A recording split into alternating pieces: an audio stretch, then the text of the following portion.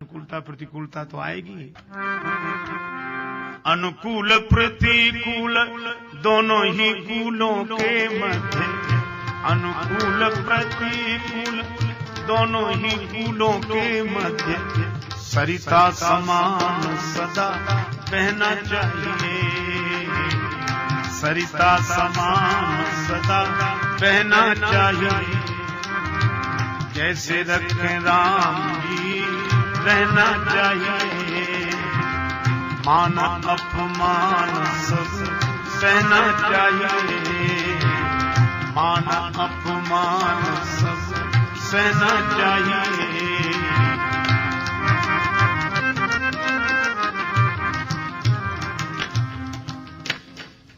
देखो भाई, भगवान फिर आगे बढ़े,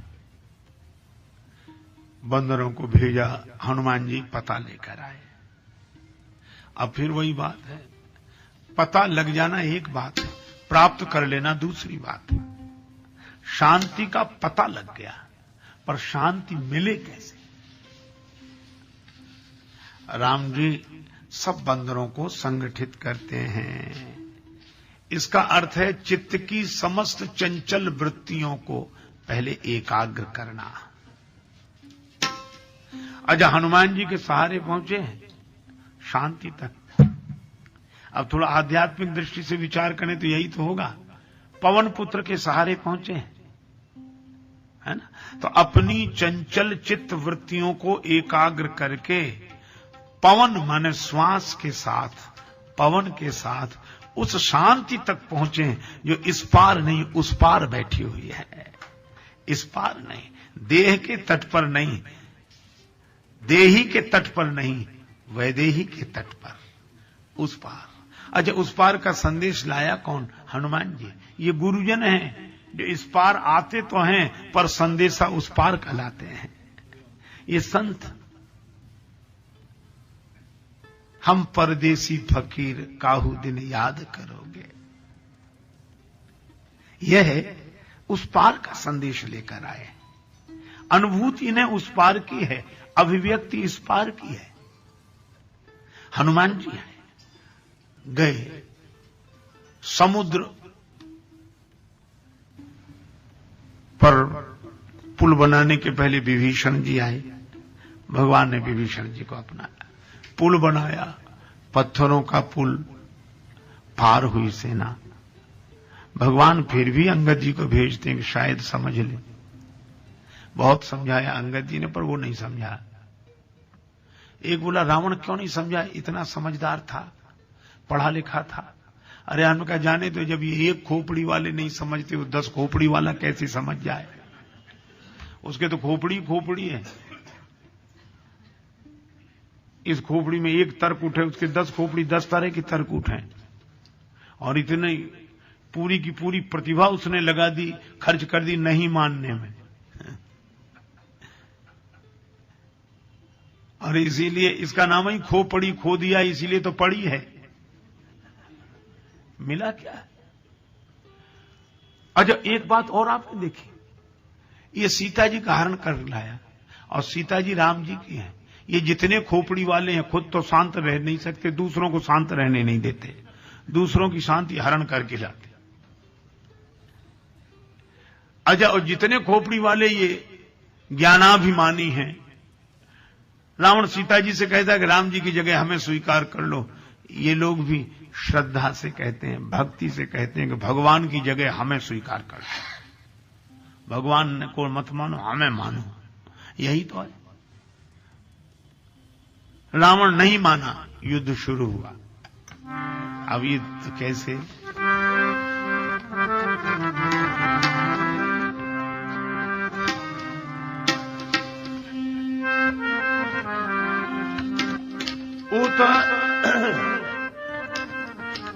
उतरावन एक राम दुआर, उतरावन एक राम दुआर, उतरावन एक राम दुआर।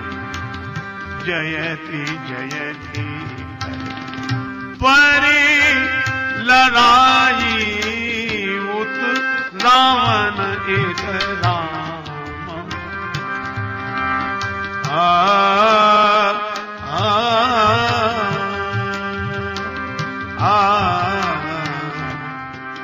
रावण इत राम दुहाई, पुत रावण इत राम दुहाई, पुत रावण इत रावण राम दुहाई, पुत रावण इत रावण इत रावण इत राम। उधर रावण इधर राम जी जयति जयति कर परी लड़ाई आरंभ होगा। यही सद्गुण दुर्गुणों का युद्ध। लेकिन एक बात है, बंदरों की विजय क्यों हुई? बंदर सद्गुण, राक्षस दुर्गुण। अच्छा, बंदर अकेले नहीं जीत सकते थे, भगवान साथ में। इसका अर्थ यह है कि जो सद्गुण भगवान को साथ लेकर व्यवहारिक जीवन में उतरते हैं, वे ही सद्गुण दुर्गुणों पर विजय प्राप्त कर लेते हैं। दुर्गुणों के साथ अभिमान है, सद्गुणों के साथ भगवान है, इसलिए सद्गुणों की विजय हुई, दुर्गुणों की पराजय हुई। यही श्री राम और रावण युद्ध का आशय है। लेकिन लक्ष्मण जी मूर्छित हुए। कितना अद्भुत संकेत है।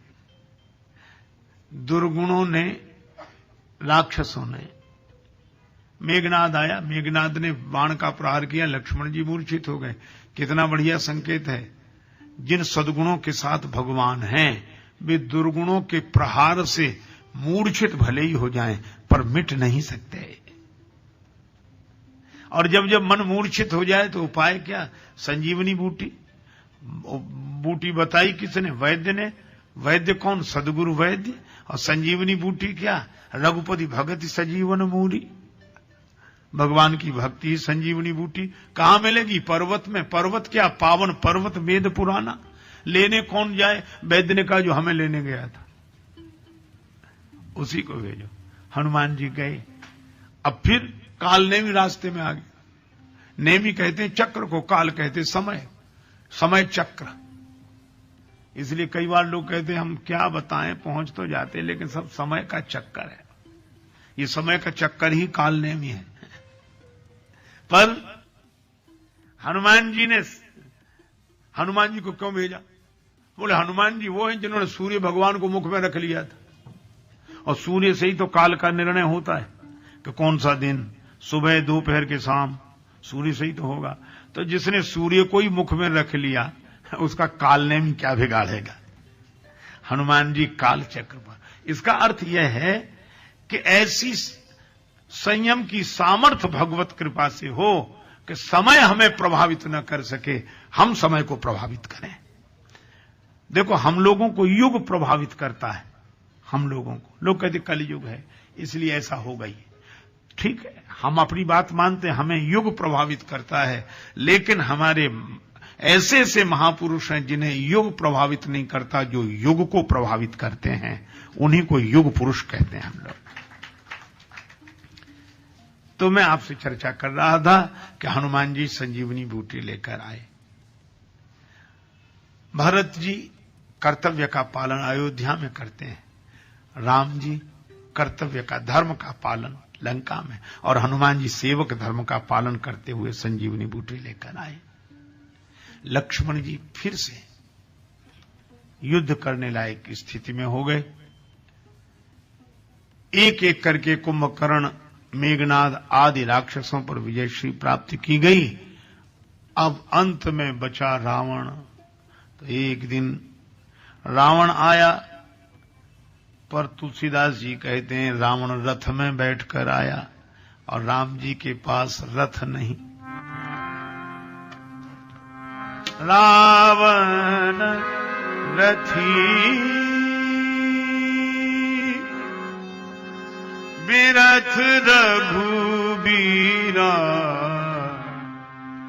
देख विभीषण भयउ अधीरा, देख विभीषण भय अधीरा। रावण रथी रावण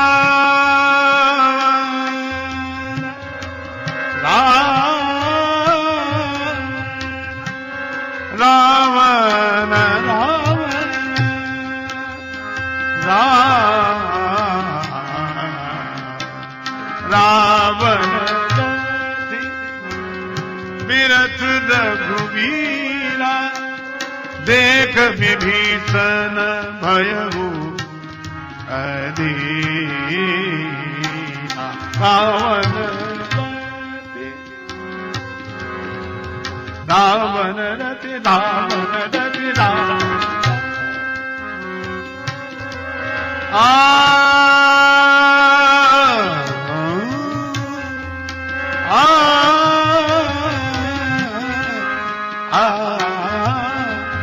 रावण रति बिरथ रघुवीरा रावण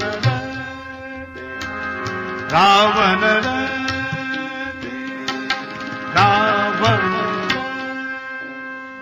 रावण रथ में बैठा है और राम जी के पास रथ है नहीं।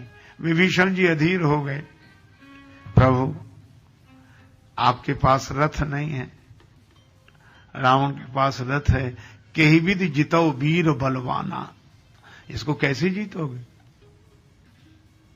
भगवान राम ने कहा, विभीषण जी सुनो सखा कहे कृपा निधाना। राम जी ने कहा, मित्र सुनो, जय जय होय सो स्यंदन आना। इन बुराइयों पर विजय पाने के लिए बाहर के साधन की आवश्यकता नहीं, भीतर की साधना की आवश्यकता है। क्या अर्थ? भीतर से रथ में बैठ जाओ, तभी बुराइयों पर विजय पाई जा सकती है। अच्छा, कौन सा रथ है? भगवान ने कहा कि धर्म रथ में बैठो, और धर्म रथ का स्वरूप समझाया, क्योंकि इसी की स्थापना के लिए आए, जब जब होए धर्म के हानि। भगवान ने कहा धर्म रथ में बैठो। अच्छा महाराज, धर्म रथ कैसा होता है? भगवान ने कहा, सौरज धीरज तेहि रथ चाका। शौर्य और धैर्य इस रथ के दो पहिए हैं।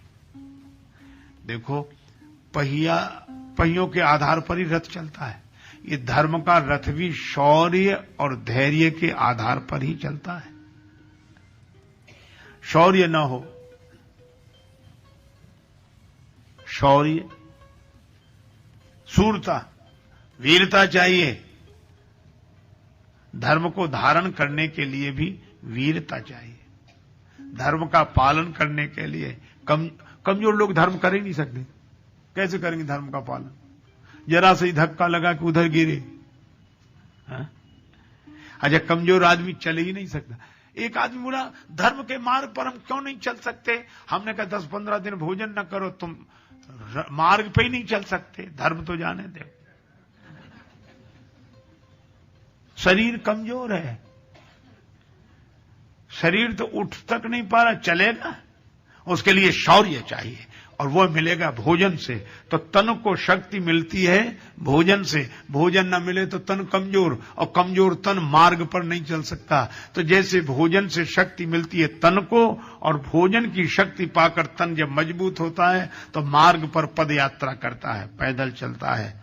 इसी तरह मन को शक्ति मिलती है भजन से। तो जब भजन की शक्ति से मन मजबूत होगा तभी आदमी धर्म के मार्ग पर चल सकेगा, नहीं तो नहीं। उसके लिए शौर्य चाहिए, लेकिन केवल एक पहिए ही नहीं। कई लोग धर्म के बारे में बात करते हैं, बड़ी अच्छी बात करते हैं, पूरी शूरता के साथ करते हैं, लगता है कि आज ये सब बदल देंगे, है ना? एक पहिया है, दूसरा भी चाहिए। क्या? शौर्य के साथ धैर्य। क्योंकि धैर्य पूर्वक जो अपने शौर्य का प्रयोग करता है उसका तीर लक्ष्य पर लगता है, ठिकाने पर लगता है। धैर्य पूर्वक इसका अर्थ है कि देखो, एक कारखाने में मशीन बिगड़ गई, कभी ठीक ही नहीं हो रही थी। कारीगर बुलाया, जिसकी मशीन खराब हुई थी वो करोड़पति आदमी था, चाहे जितना खर्च हो जाए ऐसे। तो कहा कि मिस्त्री को बुलाया, तो बड़ा ऊंचा मैकेनिक था, उसने देखा कहीं कुछ नहीं किया उसने, न कोई बोल्ट खोले न मशीन खोली। एक हथौड़ी लेकर गया, एक जगह उसने 2 हथौड़ी ऐसे ऐसे ऐसे किया, चल पड़ी। अरे बोले वाह कमाल कर दिया तुमने, 2 हथौड़ी में ही कमाल कर दिया, लेकिन सेवा तो बताओ। वो भी करोड़पति था, उसने कहा 5,002 रुपए। होना कमाल कर दिया, 2 हथौड़ी के 5,000, ये 2 हथौड़ी तो कोई भी मार सकता है, उसमें 5,000, अरे उचित ले लो। तो हंसकर बोला उचित ही ले रहे हैं। बोले तो 2 हथौड़ी के 5,000। बोला हमने 5,002 कहा है, 2 हथौड़ी की चोट के तो रुपए 2 ही हैं, तो ये 2 बार हथौड़ी मारी, उसके तो 2 रुपए हैं, पर हथौड़ी कब कहां मारनी चाहिए इसके 5,000 हैं। ऐसे हथौड़ी तो कोई भी मार देता। तो हथौड़ी मारना शौर्य है, लेकिन कहां कब मारना यह धैर्य है। इसी तरह शूरता का प्रयोग करें पर धीरता के साथ करें, और धीरता इस अर्थ में भी कि अगर एक बार सफलता न मिले तो बार बार करें। सौरज धीरज ते ही रथ चाका, सत्यशील दृढ़ ध्वजा पताका। आहा, सत्य का झंडा, शील की ध्वजा ये लहराते रहें। देखो बिना डंडे के झंडा लहरा नहीं सकता, कितना भी महान हो कितने। आज हम लोगों ने झंडा लहराया तो डंडे के आधार पर ही तो लहराया है? तो डंडा क्या और झंडा क्या का सत्य का डंडा। डंडा हिलता डुलता नहीं रहना चाहिए। आपके जीवन में अविचल सत्य की निष्ठा हो तभी चरित्रशीलता की ध्वजा लहराती है, शील का पताका लहराता है। तो नियम की अडिगता और प्रेम का झंडा, सत्यशील दृढ़ ध्वजा पताका। इतना सुंदर प्रसंग है यह। भगवान कहते हैं सौरज धीरज, अच्छा दोनों में रज है, सौरज धीरज, क्योंकि दोनों रथ के पहिए तो धूल में रहते ही, धूल माने रज। सौरज धीरज तही रथ चाका, सत्यशील दृढ़ ध्वजा पताका, बल विवेक दम परिहित घोरे।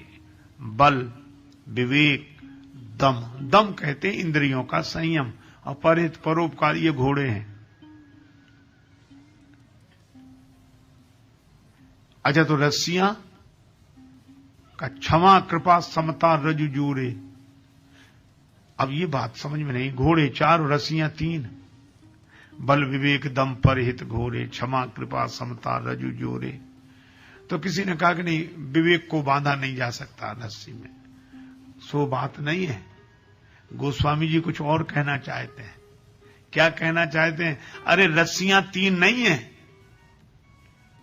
क्षमा कृपा समता रज जोरे का अर्थ यह है कि आपने गांव में देखा होगा, वहां गांव में जब लोग रस्सी बनाते हैं ना तो 3-3 ऐसे छोटी छोटी रस्सियां लेकर फिर उनको ऐसे बांधना शुरू करते, ऐसे तो 3 मिलकर बढ़ती तो इतनी मोटी एक रस्सी बन जाती है। तो यहां 3 रस्सियां नहीं है, क्षमा कृपा समता, इन तीनों को मजबूती से बटकर बनाई जाने वाली रस्सी से बल विवेक दम परहित घोरों को नियंत्रित करो। सारथी कौन? ईश भजन सारथी सुजाना, भगवान का आश्रय ही यह इस धर्म रथ का सारथी है। दान परस बुद्धि शक्ति प्रचंडा, दान का फरसा और विवेकवती बुद्धि ही शक्ति, ऐसे पूरा वर्णन किया गया है धर्म रथ का। भगवान ने कहा सखा धर्ममय अस रथ जाके, जीतन कहन कतहु रिपुता के। जो ऐसे धर्म रथ में बैठकर चलता है, बुराइयां दुर्गुण उसका कुछ नहीं मिटा सकते। विभीषण जी आनंदित हो गए कि बहुत अच्छा हुआ। अब देवराज इंद्र ने रथ नहीं भेजा, पर किसी ने कहा कि भेज दो, तुम्हारे लिए तो लड़ रहे हैं राम, तुम्हारे लिए ही तो लड़ रहे हैं, रथ भेज दो। तो कहा कि भेज तो हम दे, वो मांगे तो। इंद्र कहता राम जी रथ मांगे तो भेज दें, तो कहा कि वो मांगेंगे नहीं। कहा क्यों नहीं मांगेंगे? आदत नहीं उन्हें मांगने की। अरे बोले जाने तो, जो केवट से नाव मांग सकते हैं तो हमसे रथ नहीं मांग सकते।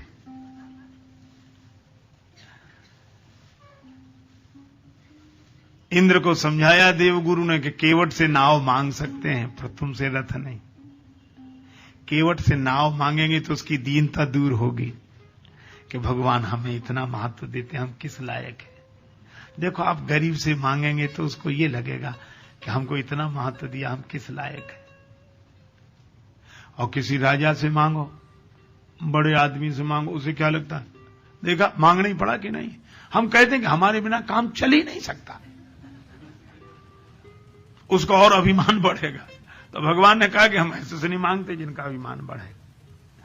हां, जिनकी दीनता दूर हो उनसे मांगते हैं। वो उनको भी लगता है कि हम भी समाज के कुछ काम आ सकते हैं। और सचमुच एक महात्मा थे, महात्माओं के पास तो ऐसी युक्तियां होती हैं। एक महात्मा थे तो उनके पास हमारे गुरुदेव ये कहानी सुनाते थे। बड़ा भारी भंडारा हो रहा था। एक बुढ़िया आई, उसमें लोग तरह तरह का दे रहे थे। बोले महाराज भंडारा करना चाहते हैं और रुपया तो हमारे पास कुल 2 हैं और 200 आदमी को खिलाना चाहे और रुपया 2। सेवकों ने पहले सुना, क्या बात भाई, कहां जा रहे गुरु जी को, काहे को जा रही, भंडारा। इस शकल से देख रहे हो तुम, है क्या तुम्हारे पास, 2 रुपया, चल 2 रुपया, बड़ी आई भंडारे, तुम तो खा लेना, जाओ भंडारे में भोजन करना। महात्मा जी ने सुना, लिया क्या बात है, पूरी बात सुनी। महात्मा जी, अरे मैया आज का भंडारा तुम्हारी तरफ से होगा। चेले बोले गुरु जी 2 रुपया तो इसके पास है, 200 को कैसे खिला दोगे 2 रुपया। महात्मा बोले ये हमारा काम, ला 2 रुपए लिए। और उन्होंने क्या किया, भंडारे में सब सामान तो आई रहा, 2 रुपए का नमक मंगा लिया, सब में डाल दे। बोलो 2 रुपए में 200 का भंडारा हो गया कि नहीं। और बोले माई आज तूने भंडारा रख दिया, तेरी जय जयकार जय जयकार। बुढ़िया की आंखों में आंसू आ गए कि मैं तो गरीबनी जिंदगी में नहीं कर सकती थी, लेकिन महात्मा ने करा दिया। यह उसको लगा कि आज मेरे द्वारा यह हुआ। और किसी ऐसे हाँ क्या है, ठीक है अब ठीक है कर देंगे, तो कल आ जाना। पर एक ने तो ऐसा दान दिया, बोले हम गुप्त दान देंगे, का ठीक है चेक ले जाना। चेक ले आया, वो बैंक में गया तो मिले ही नहीं पैसा, तो लौट कर आया, बोले साहब ये नहीं मिल रहा है। कहा क्यों, बोले आपने अपने हस्ताक्षर तो इस पे किए ही नहीं, इस ड्राफ्ट में हस्ताक्षर नहीं किए। बोले हमने कहा था ना गुप्तदान, गुप्तदान में कहीं नाम लिखा जाता है। अब वो लोग क्या करे, वो नाम लिखा जाता है। अरे नहीं भाई, भगवान ने केवट से नाव मांगी, शबरी से मांगकर बेर खाए। दुर्योधन घर मेवा त्यागे, साग विदुर घर खाए। इसीलिए भगवान का भक्तों से प्रेम है। एक सज्जन बोले हम तो भगवान को गाली देते हैं। हमने कहा पहले संबंध हो तब देना, बिना संबंध के मत देना। बोले बिना संबंध के दें तो हमने शिशुपाल की कथा याद कर लेना।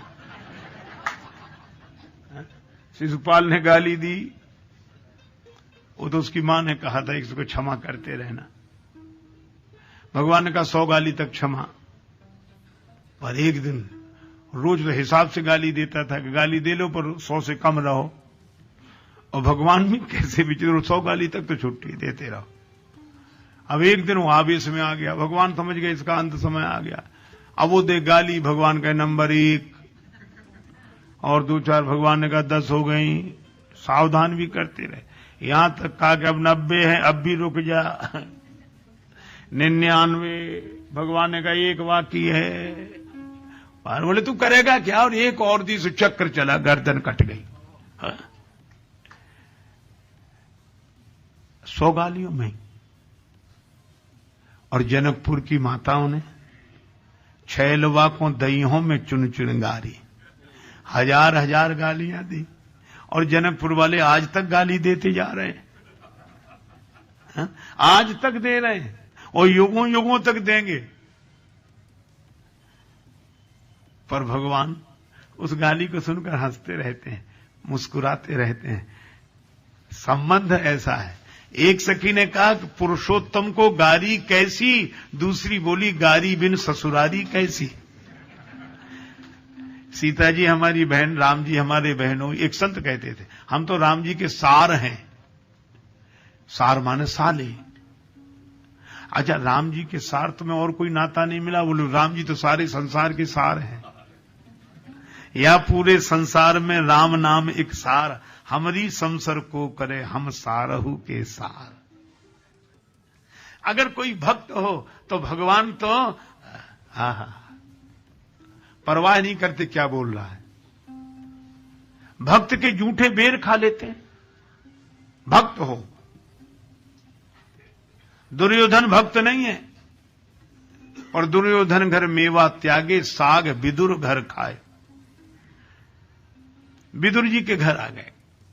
दुर्योधन ने बड़ी ऊंची व्यवस्था की थी। अरे अभिमानी क्या नहीं, प्रेमी के यहां जाऊंगा।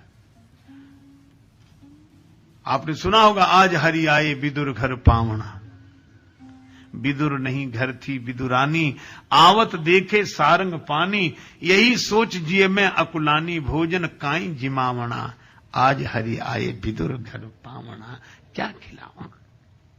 एक संत ने लिखा, किवाड़ बंद थे, भगवान ने दरवाजा खटखटाया। काकी, अरे ओ काकी। विदुरानी को आवाज दी, काकी अरी काकी री, खोल यह कपाट आन। बोल अनमोल सुन ध्यान उचट गयो।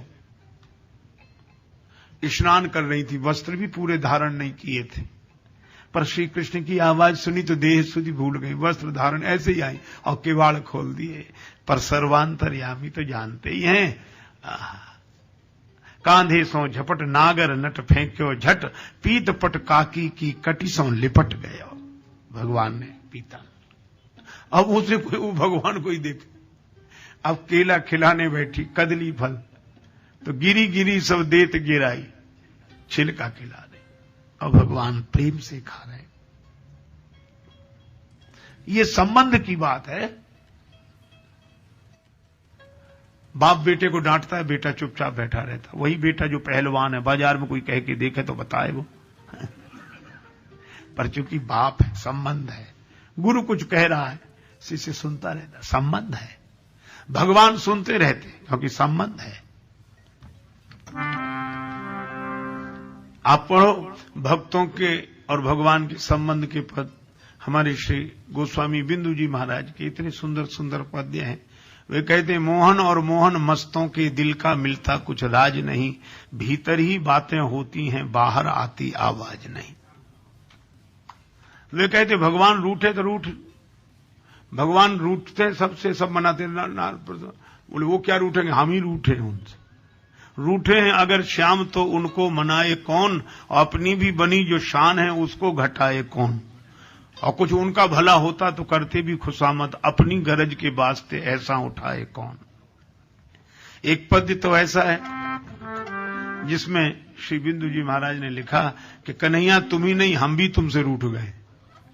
मोहन हम भी तुमसे रूठे, मोहन हम भी तुमसे रूठे।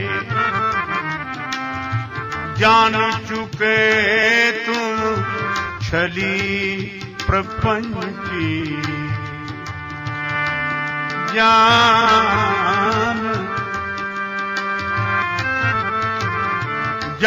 चुके तुम छली प्रपंची, हो कपटी अरु झूठे। मोहन हम भी तुमसे रूठे।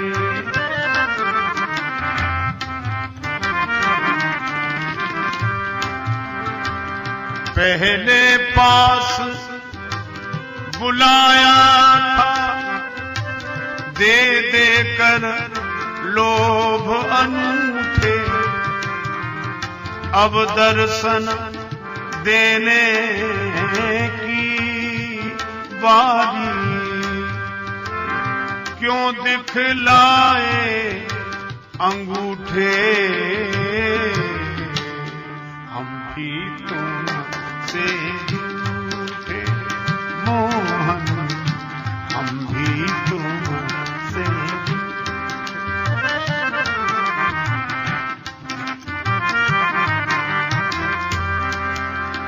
गणिका गीध आजा आजा गणिका गीध आजा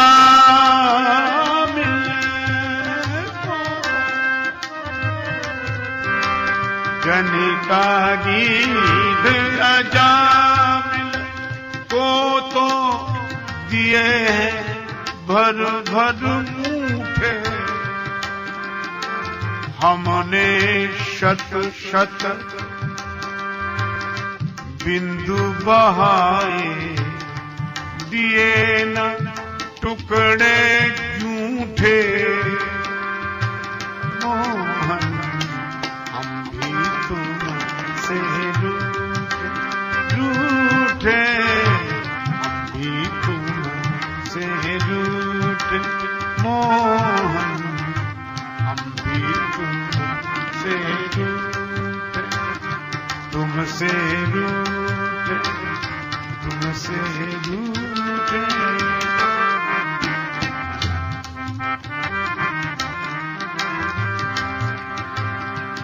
हम भी रूठे जलवा दिखाने वाले रुख पे नकाब क्यों जलवा दिखाने वाले रुख पे नकाब क्यों गणिका से कुछ न पूछा तो मुझसे हिसाब क्यों तुमसे रूठे मोहन हम भी तुम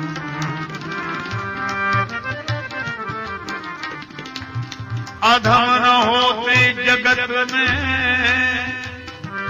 किन्हें तार तेरा अधमों ने ही रख दिया अधम उदाहरण ना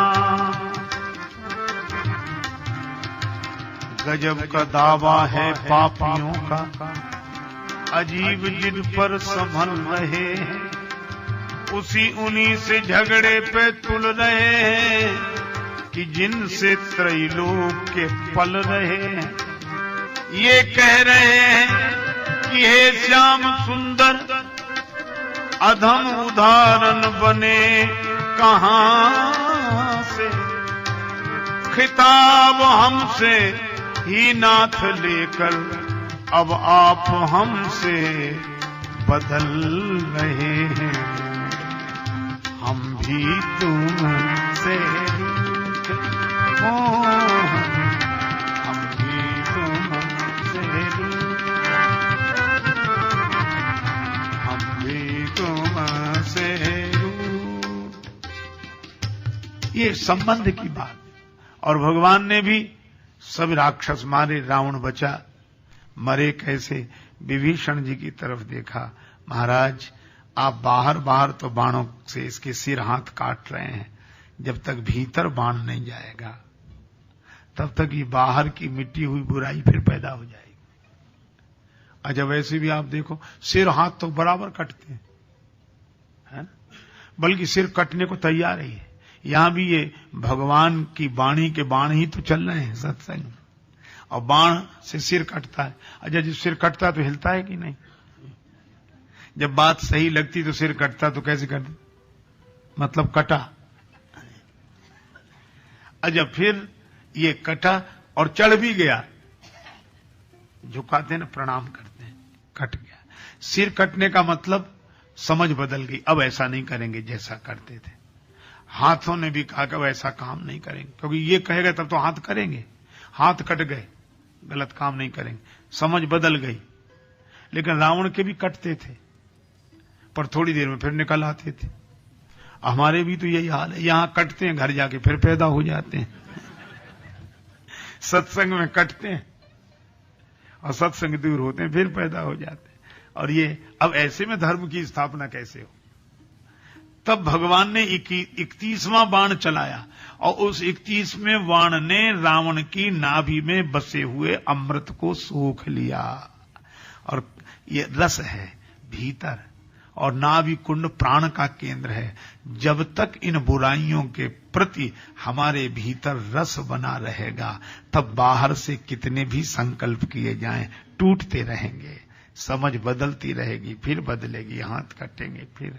तो ये भगवान का बाण भीतर प्रवेश करे, और हम भी यह चाहते हैं कि भगवान की वाणी हमारे भीतर प्रवेश करे और भीतर जाकर इस रस को सुखा सके जो हमें वासना से जोड़ता है। और जब ऐसा होगा तभी समझ लो कि रावण मरा, और रावण के मरते ही राम राज्य, तभी धर्म की व्यवस्था होगी। और यही है कि भगवान श्री राम श्री सीता जी को लेकर लौटे। गए तो थे जंगल में, पर सीता जी को लेकर लौटे अपने भवन में। आप जगत के जंगल में तो जाएं, पर जगत के जंगल से जब अपने मन के भवन में आए तो अपनी स्वतंत्रता को साथ लेकर आए, तभी राम राज्य होगा। यही इस कथा का भगवान श्री राम सबको लेकर आए, अयोध्या आए। अयोध्या में सिंहासनासीन हुए, गुरु जी ने तिलक किया। अच्छा, एक और अद्भुत बात है, राम जी बैठे, सीता जी बैठी। देखो, मुझे तो लगता है कि श्री राम कथा के अलावा ऐसा उदाहरण इतिहास में शायद दूसरा ना हो। मुझे तो नहीं मिला, आपको मिला हो तो बताएं। राम जी के पूर्व भी अनेक महिपाल हुए जिनका कि पुराणों में उल्लेखनीय नाम है। राम जी के अलावा अनेक राजा हुए, पुराणों में उनकी कथाएं हैं। और राम जी के बाद में भी बादशाह, बेगम, राजा, रानी हुए हैं अनेक, इतिहास में तमाम हैं। लेकिन यह परंपरा रही, रानी रहे महल बीच, राजा दरबार करे। राजा सिंहासन पर बैठता है और महारानी महल के भीतर। यही रही परंपरा, लगा ना विराम है। यही परंपरा रही, सिंहासन पर दरबार में राजा बैठे और रानी महल के भीतर रहे। यही रही परंपरा, लगा ना विराम है। पर सीता को संग लेके बैठे राज्य सिंहासन, ऐसे तो नरेश, ऐसे तो राजेश एकमात्र भूप राम है। एकमात्र राम जी ऐसे हैं कि सीता जी को साथ लेकर बैठे। समान अधिकार की बात कहते हैं, समान अधिकार तो राम जी ने शुरू किया। सीता जी के साथ राज्य सिंहासन पर बैठे, पद पर बैठे, एक साथ दोनों, कहियत भिन्न न भिन्न, यह आदर्श राम जी ने रखा। और इसका अर्थ क्या है? सीता जी को बिठाया तभी राम राज्य हुआ। इसका अर्थ यह है कि आपके जीवन में भी राम राज्य तब होगा जब आपकी स्वतंत्रता आपके पास हो, आपकी स्वतंत्रता का हरण ना हो गया हो, तब जीवन में राम राज्य होगा। और जिसके जीवन में राम राज्य होगा वही समाज को राम राज्य दे सकेगा। तो राम जी ने यह धर्म की स्थापना की, धर्म पत्नी के साथ रहकर धर्म की स्थापना की। और तब तुलसीदास जी ने कहा, सिय राम मैं सब जग जानी, करऊं प्रणाम जोर जुग पानी। वशिष्ठ जी ने तिलक किया। अच्छा, अब यह स्वीकृति, यह परंपरा पहले तो नहीं थी, राम जी ने शुरू की। तो युगानुकूल परिवर्तन के साथ उचित व्यवस्था युवक शुरू करें, लेकिन पुराने लोग उसका अनुमोदन करें। प्रथम तिलक वशिष्ठ मुनि की ना, वशिष्ठ जी ने पहले तिलक किया कि नहीं, ठीक है। और दूसरे लोग संकोच भी करें तो वशिष्ठ ने उन्हें भी कहा कि नहीं नहीं, तुम सब मानो, ये पुरानी धारणा मत पढ़ो। पुनि सब विप्रन आय सुदीना, आदेश दिया। ब्राह्मणों ने वैसा किया। फिर सुत बिलो के हर्षी महतारी, बार बार आरती उतारी। और जब ऐसा स्वरूप बना तो राम राज्य बैठे त्रैलोका, हर्षित भये गए सब शोका। अब तो बैर न कर काहू सन कोई, राम प्रताप विषमता खोई। चारों तरफ जय जयकार हुई और धर्म की स्थापना हुई। इसी के लिए भगवान का अवतार हुआ था, क्योंकि भगवान का अवतार होता ही तब है जब जब हो ये धर्म के हानि, बाढ़ई असुर अधम अभिमानी। तब तब धरी प्रभु, तब तब प्रभु धरी विविध शरीरा, हरहि कृपा निधि सज्जन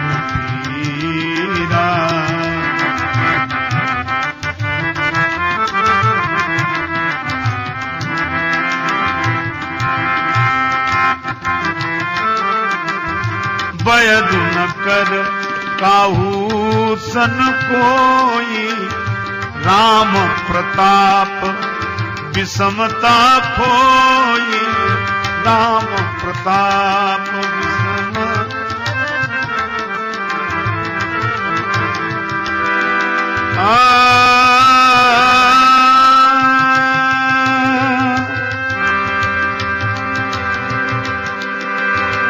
राजा राम जानकी रानी, आनंद अवध अवध राजधानी।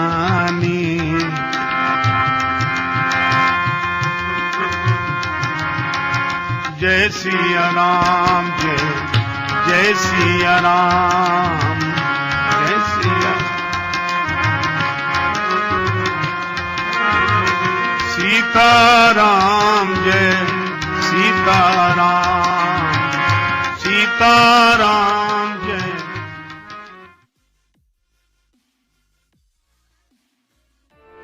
तेरे फूलों से भी प्यार, तेरे कांटों से भी प्यार, तेरे फूलों से भी प्यार, तेरे कांटों से भी प्यार, तेरे फूलों से भी प्यार, तेरे कांटों से भी प्यार, तेरे फूलों से भी प्यार, तेरे कांटों से भी प्यार। तू जो भी देना चाहे दे दे मेरे करतार, तू जो भी देना चाहे मुझे तेरे करतार। तेरे फूलों से भी प्यार, तेरे कांटों से भी प्यार, तेरे फूलों से भी प्यार, तेरे कांटों से भी प्यार, तेरे फूलों से भी प्यार, तेरे कांटों से भी प्यार, तेरे फूलों से भी प्यार, तेरे कांटों से भी प्यार। सभी गाइए जिनको उनके कांटों और पुष्प दोनों से प्यार है।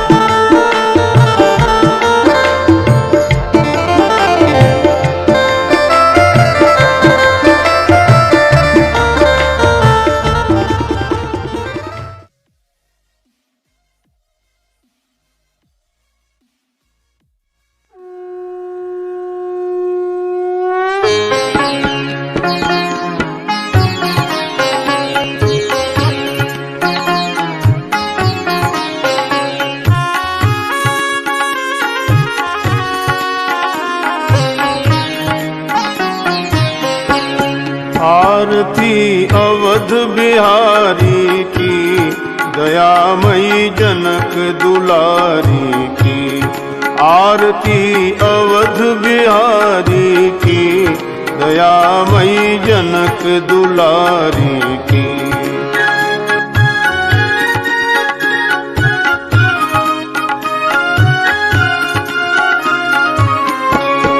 सिंहासन सोहे युगल सरकार, परस्पर हंसी हेरत हर बार।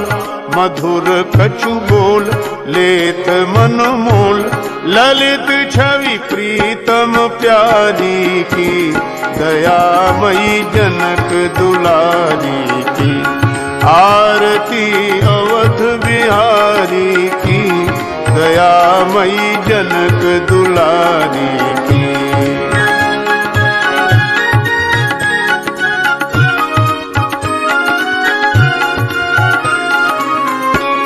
पलोटत पाए अंजनी लाल, निरख पद पंकज होत निहाल। कहत रघुराई धन्य शिवकाई, पवन सुत गिरिवर धारी की। दयामयी जनक दुलारी की। आरती अवध बिहारी की, दयामयी जनक दुलारी की।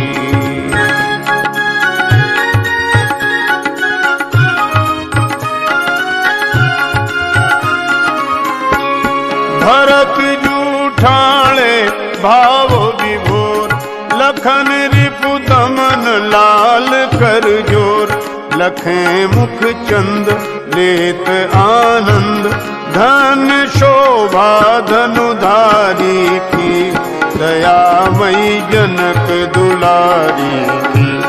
आरती अवध बिहारी की, दयामयी जनक दुलारी की।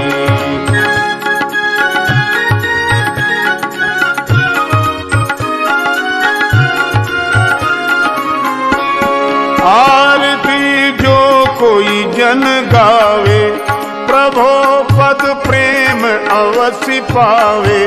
शरण राजेश द्रवे अवधेश, बोलिए जय भयहारी की, दयामयी जनक दुलारी की। आरती अवध बिहारी की, दयामयी जनक दुलारी की।